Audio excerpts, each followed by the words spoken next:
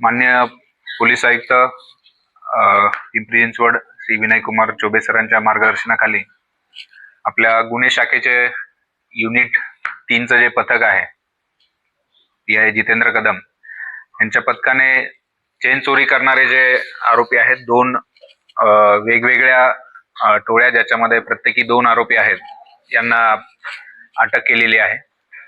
या दोन्ही टोळ्यांकडनं एकूण 15 गुन्हे उघडकीस आलेले आहेत। त्यामध्ये 12 गुन्हे हे चेन चोरीचे आहेत आणि इतर जे गुन्हे आहेत मोटरसायकल चोरी आणि घरफोडीचे आहेत।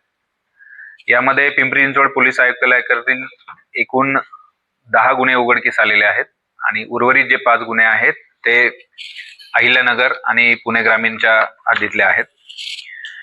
त्यामध्ये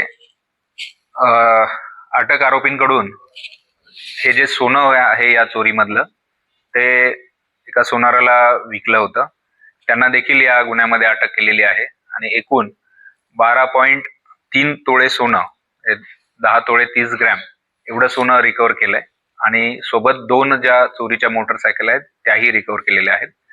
एकूण 12,31,000चा मुद्देमाल यामध्ये जप्त करण्यात आलेला आहे आणि अशा प्रकारे एकूण 5 आरोपी अटक केलेले असून सध्या ते न्यायालयीन कोठडीत आहेत। 2 आरोपी जे आहेत ते अहिल्यानगर येथील सुपा पोलीस स्टेशनच्या ताब्यात आहेत। यामधली उल्लेखनीय बाब म्हणजे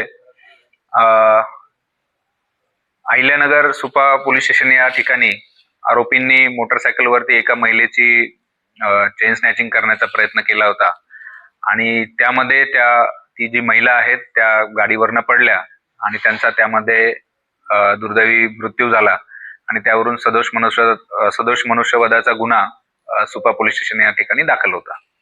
तर तो गुन्हा देखील या आरोपींकडनं उघडकीस आलेला आहे आणि आता मग त्या आरोपींचा जो ताबा आहे तो सुपा पोलीस स्टेशननी घेतलेला आहे।